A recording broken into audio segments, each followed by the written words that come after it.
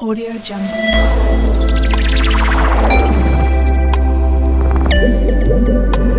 Audio Jungle. बिस्मिल्लाहिर्रहमानिर्रहीम। अस्सलाम वालेकुम। How are you my dear students.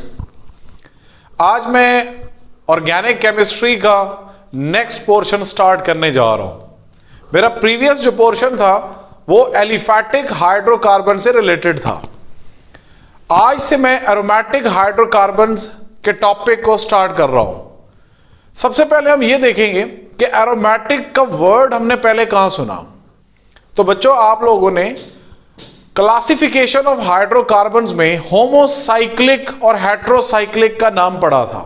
उसमें हमने टाइप्स देखी थी। होमोसाइक्लिक में एलिसाइक्लिक जो थे वो एलिफैटिक हाइड्रोकार्बन्स थे, जबकि जो एरोमेटिक हाइड्रोकार्बन्स थे वो आज हम पढ़ने जा रहे हैं जिनको बेंजीओनॉइड्स भी कहते हैं।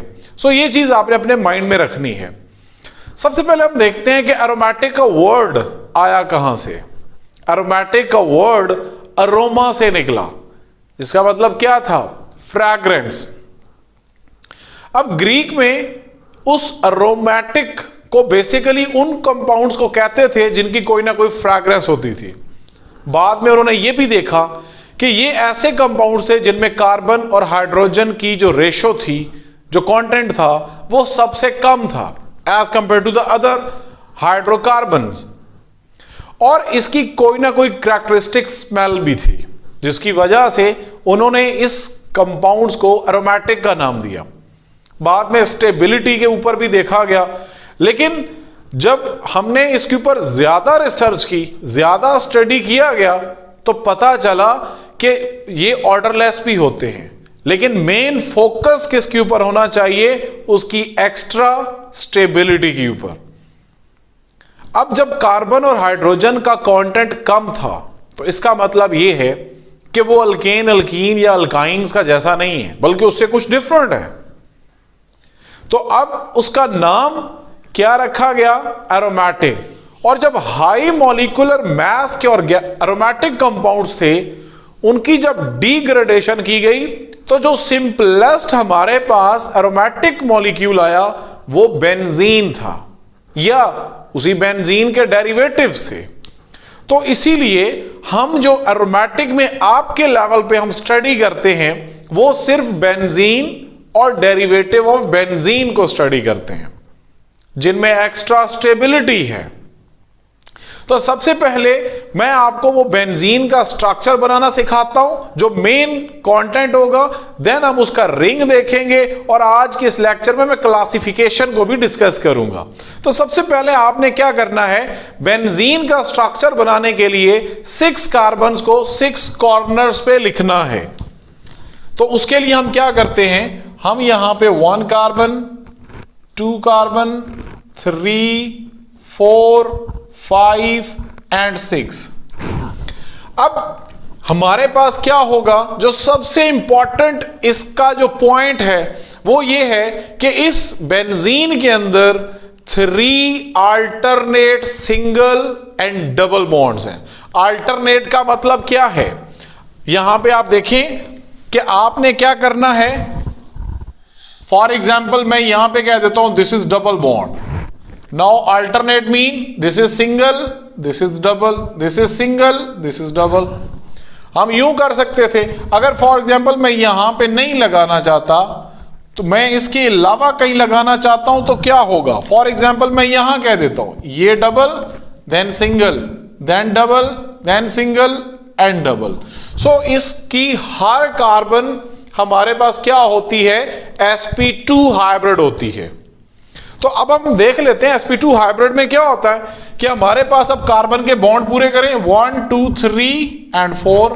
इस केस में देखें 1 2 3 एंड 4। इसमें देखें 1 2 3 and 4, 1 2 3 4। So each carbon has a 1 hydrogen. अब आपके पास यहां पे जो स्पेयर बचा है बॉन्ड, उसके ऊपर क्या करें? हाइड्रोजन लगा दें। तो आप देखें मैंने 6 कॉर्नर्स पे 6 कार्बन लिखी, और हर कार्बन एक हाइड्रोजन से अटैच है। जब हम इसका रिंग स्ट्रक्चर ड्रॉ करते हैं तो हम कुछ इस तरह से बनाते हैं। आपने क्या करना होगा इस केस में, आपने 6 कॉर्नर बनाने, 1 2 3 4 5 एंड 6, जैसे मैंने यहां पे बनाए। So each corner is actually representing carbon. अब इसी तरह मैंने दूसरा स्ट्रक्चर क्यों बनाया, मैंने आपको अल्टरनेट पोजीशंस बताई, यहां भी मैं काउंटिंग कर लेता हूं, 1 2 3 4 5 एंड 6। तो अब मैंने यहां पे क्या किया, अब ये वाला स्ट्रक्चर आपको नजर आ रहा है, ये डबल बॉन्ड जो 1 और 2 में है, 3 और 4 में है, 5 और 6 में है। ये कहां हो सकता था, 2 और 3 में भी हो सकता था, 4 और 5 में भी हो सकता था, और 6 एंड 1 में भी हो सकता था। सो इसको हम कहते हैं resonance structure of benzene. Hopefully ये पॉइंट आपका क्लियर हो गया होगा। तो आपने हर कॉर्नर को कार्बन से रिप्रेजेंट करना है। और आजकल हम जो स्ट्रक्चर ड्रॉ करते हैं वो रॉबिन्सन का प्रपोजल है, वो उसका स्ट्रक्चर है। उसमें क्या होता है कि आपने सेम इस तरह से 6 कॉर्नर्स वाला एक रिंग बनाना है और उसके अंदर आप क्या कर लें, सर्कल बना दें। अब सर्कल किस लिए बनाते हैं कि डबल बॉन्ड किसी भी वक्त कहीं पे भी हो सकता है, क्योंकि इसका एक्चुअल जो नेम है वो क्या है, साइक्लोहेक्साट्राईन। बेंजीन का एक्चुअल नेम क्या है, मैं यहां पे लिख देता हूं, दिस इज साइक्लोहेक्साट्राईन। तो ये बच्चों वो बेसिक इंफॉर्मेशन है अबाउट द बेंजीन जो मैं आपसे आज डिस्कस कर रहा हूं। जैसे जैसे हम आगे चलेंगे इंशाल्लाह मैं थॉरली ये सारी चीजें आपसे डिस्कस करूंगा। अब यहां पे एक और चीज भी मैं बड़ी इंपॉर्टेंट है आपसे डिस्कस करता चलूं कि जब भी हम बेंजीन में से एक हाइड्रोजन को रिप्लेस करेंगे, फॉर एग्जांपल ये हाइड्रोजन मैंने यहां से निकाल दिया, now this is called phenyl. ये क्या कहलाएगा, फिनाइल।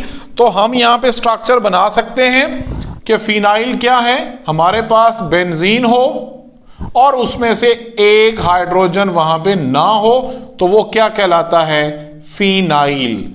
और जब इसके ऊपर कोई सब्स्टिट्यूएंट लगा देंगे जैसे आपको नजर आ रहे हैं, then this is called aryl. Aromatic से एराइल, जब भी सब्स्टिट्यूटेड फिनाइल होगा वो क्या कहलाएगा, aryl group. So this is about benzene. जो मैंने बेंजीन का एक बेसिक कॉन्सेप्ट दिया, हाईली अनसैचुरेटेड है, आपने देखा 3 डबल बॉन्ड मौजूद हैं, मॉलिक्यूलर मास इसका 78 आता है क्योंकि कार्बन की मास 12 होती है, जो 6 कार्बन है तो हमारे पास 72, और हाइड्रोजन की मास 1 होती है तो 6 हाइड्रोजन तो प्लस 6, तो हमारे पास मॉलिक्यूलर मास कितनी आ जाएगी, 78। इसी तरह जैसे मैं पहले भी बता चुका हूं कि इसमें 3 alternate single and double bonds हैं जैसे मैंने यहां पे बताया, और हम उसकी जगह पे एक सर्कल भी सेंटर में ड्रॉ कर सकते हैं। अब मैं चलते हैं क्लासिफिकेशन की तरफ। आज मैंने आपसे डिफरेंट उसकी क्लासिफिकेशन डिस्कस करनी है और उसके कॉमन नेम्स जो हम नॉर्मली उनके लिए लिखते हैं। नॉमेनक्लेचर इंशाल्लाह मैं अपने नेक्स्ट लेक्चर में आपसे डिस्कस करूंगा। आज आपने ये जो इनके कॉमन नेम्स हैं इनको बहुत अच्छे से अपने पास नोट करना है और इनको याद रखना है। हमारे पास क्लासिफिकेशन में 2 तरह से आते हैं। Number 1 is monocyclic aromatic hydrocarbons. Mono mean 1, एक साइकिल, यानी कि सिर्फ एक ही बेंजीन होगा तो वो मोनोसाइक्लिक कहलाएगा। सेकेंड उसकी क्लासिफिकेशन क्या है, पॉलीसाइक्लिक। पॉली मीन मैनी, तो हमारे पास अगर ज्यादा साइक्लिक होंगे, ज्यादा साइकिल्स ऑफ बेंजीन होंगे तो हम उसको पॉलीसाइक्लिक एरोमेटिक हाइड्रोकार्बन्स कहेंगे। उसमें भी मैं आपसे 2 टाइप्स आज डिस्कस करने लगा हूं। Number 1 is isolated rings and second 1 is fused ring. चलें जी, सबसे पहले हम मोनोसाइक्लिक में आते हैं। तो सबसे पहले आप देखें मैंने बेंजीन बनाया, सबके अंदर एक एक बेंजीन का रिंग मौजूद है, उसके ऊपर मिथाइल ग्रुप है, उसके ऊपर हाइड्रोक्सल ग्रुप है, उसके ऊपर नाइट्रो ग्रुप है। जो फंक्शनल ग्रुप्स आप लोग जानते हैं, NO2 this is for nitro, NH2 this is amine group, COH this is aldehydic group, COOH this is carboxylic group, OCH3 this is methoxy group, and CH2 double bond CH2 this is vinyl group, and CH attached with 2 methyl this is isopropyl group। तो देखें जी, हमारे पास जब भी क्या होगा, methyl group attach होगा, this is called toluene. Methyl benzene को हम क्या कहते हैं, टोलुइन। जब हाइड्रोक्सल ग्रुप अटैच होगा, this is called phenol. Hydroxy benzene is called phenol. Next हम उसी के नाम से ही उसको लिखते हैं NO2, this is called nitro and benzene. When NH2 group is attached with the benzene, this is called aniline. NH2 amine group attached to benzene is called aniline. जब उसके ऊपर एल्डिहाइड ग्रुप अटैच होगा, यानी कि formyl group आपको नजर आ रहा है HCO, this is called Benz aldehyde. Benzene से हम उसको क्या बोलते हैं, बेंज, और बाकी उसका नाम क्या बन जाएगा, बेंज एल्डिहाइड। उसके बाद आप देखें कार्बोक्सिलिक ग्रुप जब अटैच है, now this is called benzoic acid. तो आप जानते हैं कार्बोक्सिलिक एसिड के नाम के आखिर में ओइक एसिड लगाते हैं, सो बेंजीन की वजह से बेंजोइक एसिड। जब हमारे पास मिथॉक्सी ग्रुप अटैच होगा, जो ईथर्स में नॉर्मली आप पढ़ते हैं, तो हम इसको नाम क्या देंगे, यहां पे ये कहलाएगा एनिसोल। तो ये बच्चों आप लोगों ने नाम इसके याद रखने। नेक्स्ट विनाइल ग्रुप क्या होता है, CH2 डबल बॉन्ड CH, मैंने आपको बताया हुआ है, इसको विनाइल कहते हैं। जब ये कार्बोक्सिलिक एसिड के डेरिवेटिव में आता है तो इसको एक्राइल कहते हैं। और यहां पे हम इसका नाम क्या देंगे, स्टाइरीन। ये आपने याद रखना है। नेक्स्ट, अगर आइसोप्रोपाइल ग्रुप अटैच हो with the benzene, this group is called isopropyl.